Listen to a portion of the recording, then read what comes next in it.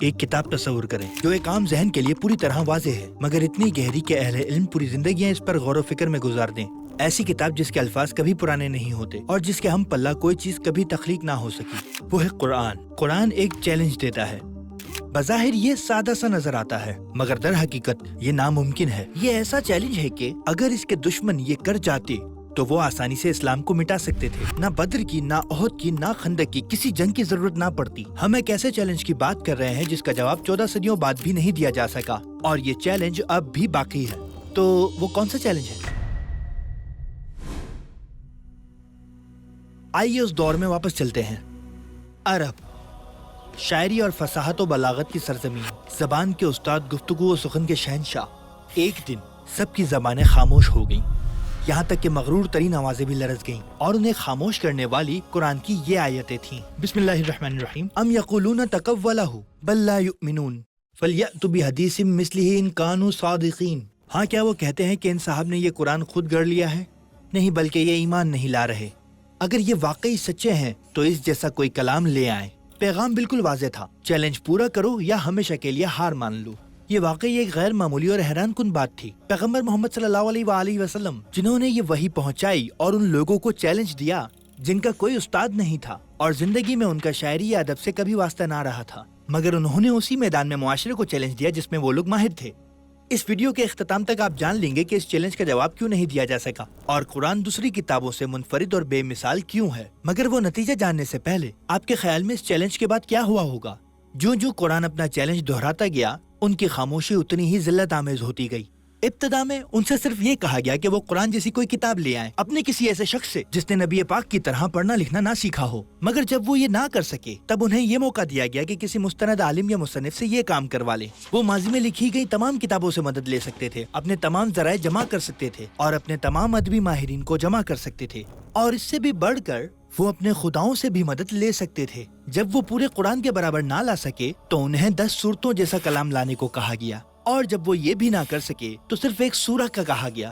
ان کی خاموشی صرف ناکامی نہ رہی بلکہ رسوائی بن گئی۔ اب وہ کیا کرتے؟ یہ صرف ایک شکست نہ تھی بلکہ ایک سنگین بحران تھا، ایک ایسی تہذیب کے لیے جسے اپنی زبان دانی پر ناز تھا۔ یہ اس کے لیے بدترین رسوائی تھی۔ وہ الفاظ کے ذریعے اس کا مقابلہ نہ کر سکے، لہٰذا وہ تلواریں اٹھانے اور کئی جنگیں لڑنے پر مجبور ہو گئے۔ کیا آپ نے یہاں ایک نقطہ محسوس کیا؟ یہ چیلنج دوسرے مذاہب کے لیے بھی ہے۔ یہ بات واضح ہے کہ بت پرستوں کو اپنے بتوں سے کوئی مدد نہ مل سکی، مگر بہت سے مذاہب جیسے کہ ہندوازم، عیسائیت اور یہودیت دعویٰ کرتے ہیں کہ ان کا مذہب خدائی ہستیوں پر قائم ہے۔ پھر بھی نہ کوئی مذہب، نہ کوئی نظریہ، نہ کوئی آواز اس کا جواب دے سکی، نہ 14 صدیوں میں اور نہ آج۔ یہ ان عقائد کے ماننے والوں کے لیے ایک سنجیدہ سوالیہ نشان ہونا چاہیے، کیونکہ بہرحال یہ چیلنج دینے والا مذہب کوئی عام یا اتفاقی نظریہ نہیں ہے۔ یہ وہ مذہب ہے جس کے اثرات آدھی دنیا تک پھیلے ہوئے ہیں، ایک ایسا مذہب جسے دنیا کی 1/4 آبادی مانتی ہے۔ تو آخر قرآن میں وہ کیا بات ہے جو اسے بے مثال بناتی ہے؟ کیا واقعی لاکھوں کتابوں میں سے کوئی ایک بھی اس کے برابر نہیں ہے؟ علماء کرام کہتے ہیں کہ قرآن کے معجزہ ہونے کے 40 مختلف پہلو ہیں۔ ظاہر ہے ہم ایک ویڈیو میں پورے 40 کا جائزہ نہیں لے سکتے، مگر آئیے ہم 4 دروازے کھولتے ہیں، قرآن کے معجزات میں کھلنے والے 4 دروازے۔ پہلا، قرآن کی جانب سے زبان کا طاقتور اور خوبصورت استعمال۔ دوسرا، اس کی حیرت انگیز گہرائی اور مانوی وسعت۔ تیسرا، اس کے الفاظوں میں طاقتور روانی۔ اور چوتھا، اس کا کائنات کے راز بیان کرنے کا انداز جو اب جا کر دریافت ہو رہے ہیں۔ کیا آپ نے کبھی سوچا ہے کہ قرآن کا صرف ایک حرف بھی اپنے اندر ایک معجزہ رکھ سکتا ہے؟ ہم سورہ یاسین دیکھتے ہیں، ایک آیت میں کہا گیا ہے وَالشَّمْسُ تَجْرِي لِمُسْتَقَرٍ لَهَا، اور سورج اپنے ٹھکانے کی طرف چلا جا رہا ہے۔ عربی آیت میں حرف لی پوری تصویر بدل دیتا ہے، کیونکہ یہ ایک ہی جملے میں 3 مختلف معنی شامل کرتا ہے، اور اس طرح سورج کے بارے میں 3 بنیادی حقائق سامنے آتے ہیں۔ دیکھیں، لی مستقر کا ایک معنی ہے مدار میں، یعنی سورج ایک مدار میں مسلسل حرکت کر رہا ہے۔ آج مشاہدات واقعی یہ ثابت کرتے ہیں کہ سورج ملکی وے کے اندر ایک مدار میں حرکت کر رہا ہے۔ حرف لی دوسرا معنی دے رہا ہے منزل کا۔ اس آیت کا ترجمہ یہ بھی ہو سکتا ہے کہ وہ اس مقام کی طرف جا رہا ہے جہاں جا کر اس کا سفر ختم ہو جائے گا۔ دوسرے الفاظ میں، چونکہ سورج کی توانائی ایک دن ختم ہو جائے گی، اسی لیے وہ اس انجام تک مسلسل حرکت میں ہے۔ اس سے سورج کی مادی اور نیوکلیائی حقیقت بھی ظاہر ہوتی ہے۔ حرف لی کا تیسرا معنی سبب اور اثر کا ہے۔ یقیناً سورج کی حرکت ہی استحکام کا سبب ہے۔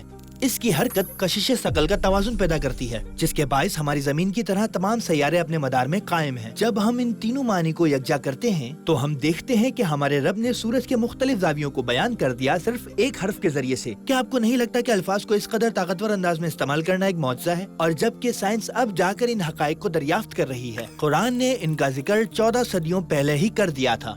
یہ ایک اور معجزاتی پہلو ہے۔ اگر ایک حرف میں بھی اتنا گہرا معنی موجود ہو تو پوری کتاب کو سمجھنے کا موقع کھو دینا کتنا بڑا نقصان ہوگا۔ آپ ایک آیت پڑھتے ہیں جسے آپ پہلے سے جانتے ہیں، لیکن پھر ایک نیا معنی سامنے آ جاتا ہے، جیسے آپ کے سامنے چھپا ہوا خزانہ مل جائے۔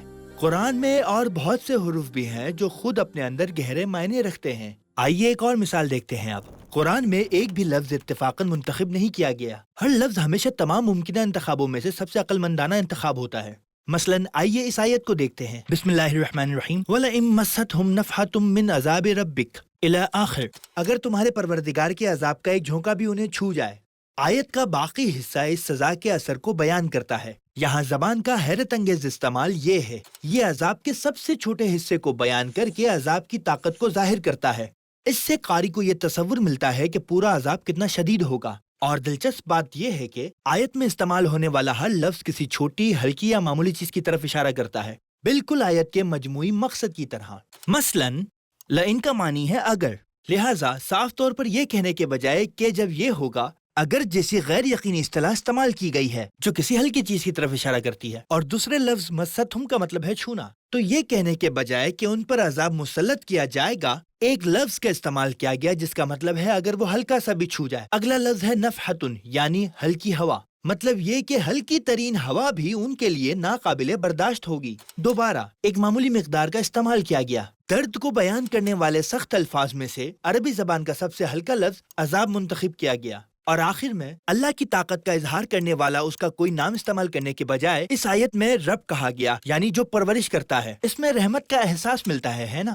یعنی اس لفظ میں بھی نرمی کی جھلک ہے۔ مطلب کہ ہر لفظ ایسا منتخب کیا گیا ہے جو بنیادی مقصد کو پورا کرنے کا بہترین ممکنہ آپشن ہو سکتا تھا۔ اگر صرف ہلکی ہوا انہیں پاش پاش کرنے کے لیے کافی ہے تو پوری سزا کیسی ہوگی؟ کیا آپ کے نزدیک یہ ایک نہایت منفرد انداز نہیں ہے؟ ہزاروں اسکالرز یہ وضاحت کر چکے ہیں کہ قرآن میں ہر لفظ کا انتخاب کتنی احتیاط کے ساتھ کیا گیا ہے۔ اس موضوع کے تحت آخری مثال ان باتوں کے بارے میں ہے جنہیں قرآن جان بوجھ کر غیر متعین چھوڑ دیتا ہے۔ اس میں غیر معمولی حکمت پائی جاتی ہے، نہ صرف کہے گئے الفاظ میں بلکہ اس کی انکہی باتوں میں بھی۔ مثلاً اس آیت پر غور کریں۔ بسم اللہ الرحمن الرحیم وَأُولَئِكَ هُمُ الْمُفْلِحُونَ، اور یہی وہ لوگ ہیں جو فلاح پانے والے ہیں۔ یہ آیت اہل ایمان کی نجات کا ذکر کرتی ہے، لیکن اس میں لفظ کامیاب استعمال کیا گیا ہے۔ تو کامیابی کا کیا مطلب ہے؟ یہ بات واضح طور پر نہیں کی گئی تاکہ ہر کوئی اسے اپنے انداز سے سمجھ سکے۔ اس طریقے سے یہ آیت ہر طرح کے لوگوں کی حوصلہ افزائی کرتی ہے۔ مثال کے طور پر کچھ لوگوں کے لیے کامیابی جہنم سے نجات پانا ہے، وہ شخص جہنم کی آگ سے بچنے کے لیے اس آیت میں دیے گئے حکم پر عمل کرے گا۔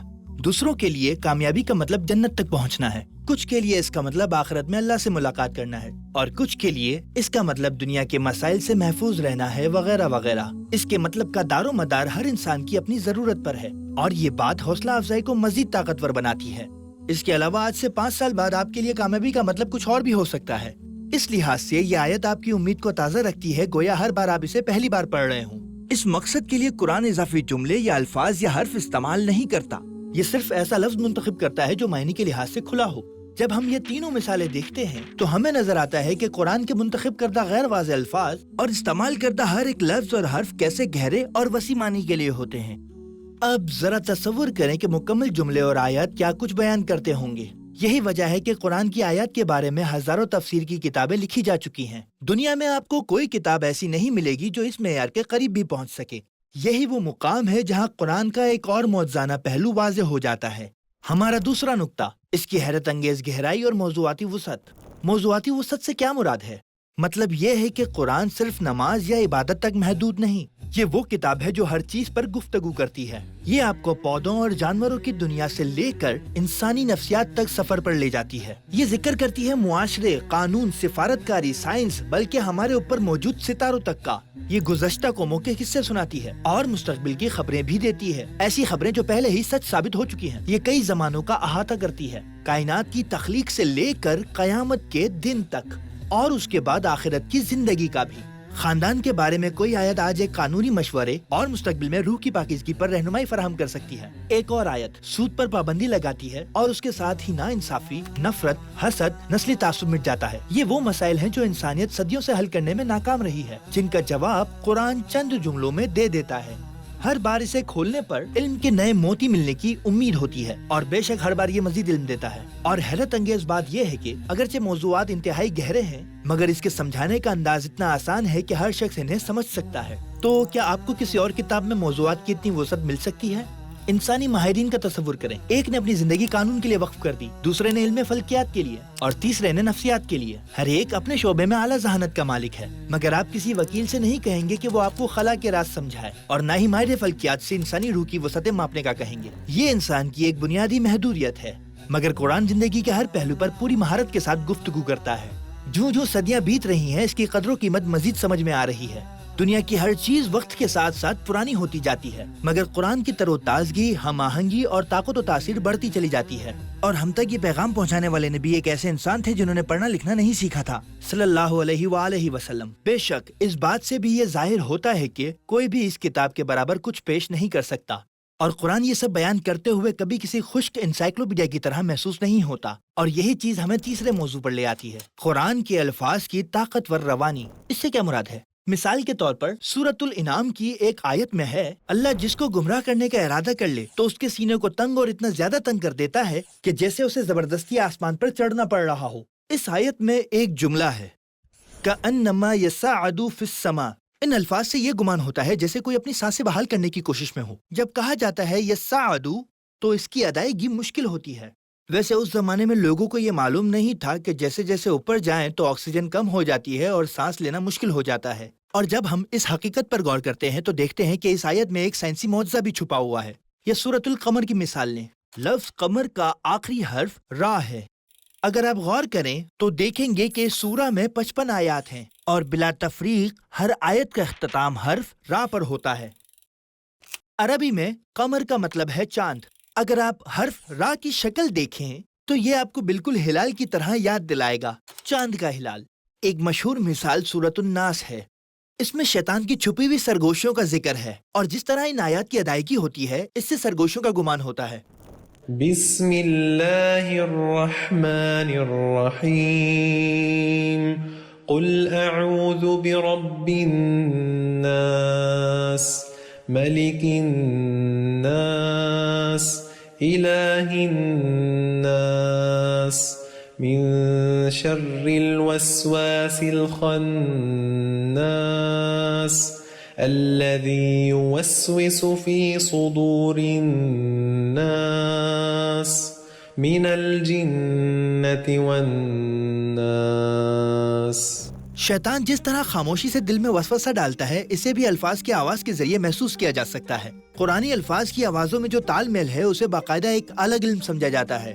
اگر کسی کو بھی قرآن کی روانی پر شک ہو تو وہ صرف 5 منٹ کے لیے اسے آن لائن سن کر دیکھ لے، وہ اپنے دل میں اسے محسوس کرے گا۔ ایسے لوگ بھی ہیں جنہوں نے قرآن کو سینکڑوں مرتبہ پورا پڑھا ہے، مگر ہر مرتبہ وہ بور ہوئے بغیر اسے دوبارہ شروع کرتے ہیں اور ہمیشہ وہی روحانی خوشی پاتے ہیں۔ کیا کوئی اور ایسی کتاب ہے جسے آپ بار بار پڑھیں مگر ہر بار اتنے ہی شوق سے اسے دوبارہ شروع کریں؟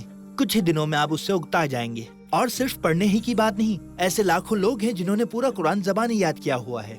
جی ہاں، پورے 600 صفحات۔ یہاں تک کہ 5-5 سال کے بچوں نے بھی اسے پورا یاد کر رکھا ہے۔ یہ کوئی معمولی بات نہیں۔ اور کیا آپ کو سب سے حیرت انگیز بات معلوم ہے؟ اللہ یہ سب کچھ انہی الفاظ اور حروف سے کرتا ہے جو ہم روزانہ استعمال کرتے ہیں، مگر وہ انہیں اتنی پرفیکٹ ترتیب میں رکھتا ہے کہ زبان کے سب سے بڑے ماہرین کو بھی یہ تسلیم کرنا پڑا کہ یہ کسی انسان کا کلام نہیں ہو سکتا، یقیناً یہ خدا ہی کی طرف سے ہے۔ اور آخر میں آئیے اپنے چوتھے موضوع کی طرف بڑھتے ہیں، قرآن شریف میں سائنسی وضاحتیں۔ آئیے مختصر نظر ڈالتے ہیں۔ سورۃ الذاریات آیت نمبر 47، کائنات کی وسعت۔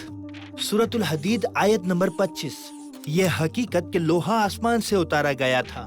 سورۃ الزمر آیت نمبر 6، رحم میں بچے کا تاریکی کے 3 مراحل سے گزر کر پروان چڑھنا۔ سورۃ النور آیت نمبر 40، سمندر کی گہرائیوں میں تاریکی کا وجود۔ سورۃ النبا آیت نمبر 12، آسمان کی تہ در تہ وسعتیں۔ سورۃ الانعام آیت نمبر 125، بلندیوں پر ہوا کے دباؤ میں ہونے والی تبدیلی۔ सूरत नहल आयत नंबर 68, शहद की मक्खी का जिन्स। सूरत राद आयत नंबर 3, पौधों में नर और मादा का वजूद। सूरत आराफ आयत नंबर 57, बादलों का वजन। सूरत क़यामा आयत नंबर 4, इंसानों के फिंगरप्रिंट्स का एक दूसरे से मुख्तलिफ होना। सूरत हिज्र आयत नंबर 22, हवाओं का बारावर करने वाला किरदार और बहुत कुछ। भला ये सब कौन कर सकता है? मिसाल के तौर पर अरस्तु तारीख के मशहूर तरीन नामों में से एक है। उसने कई लोगों को अपना गर्विदा बनाया। उसने साइंस के मुख्तलिफ शोबों में बहुत से मौज़ूआत पर बात की, मगर उसके 70% से ज्यादा साइंसी दावे मौजूदा साइंस के खिलाफ हैं। मगर कुरान शरीफ ने उसके दावों को नहीं दोहराया। या आइजैक न्यूटन को ले लें, जिसे जदीद फिजिक्स का बानी कहा जाता है। वो कायनात के साकिन होने के नजरिए का हामी था, जबकि दूसरी तरफ आज साइंस कहती है कि कायनात मुसलसल फैल रही है। वही बात जो कुरान ने कही थी। लिहाजा मैं ये कहने की कोशिश कर रहा हूँ, उस वक्त ऐसे मौज़ूआत के बारे में बात करना गोया बारूदी सुरंगों पर चलने जैसा था।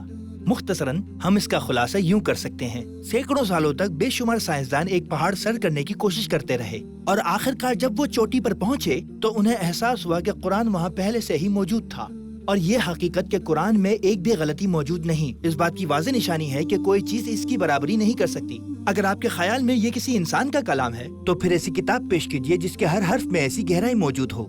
चूँकि कुरान ने चैलेंज पेश कर दिया है तो आइए इख्तिताम खुद इसी के अल्फाज से करते हैं। भला क्या ये लोग कुरान पर गौर नहीं करते या इनके दिलों पर ताले पड़े हुए हैं?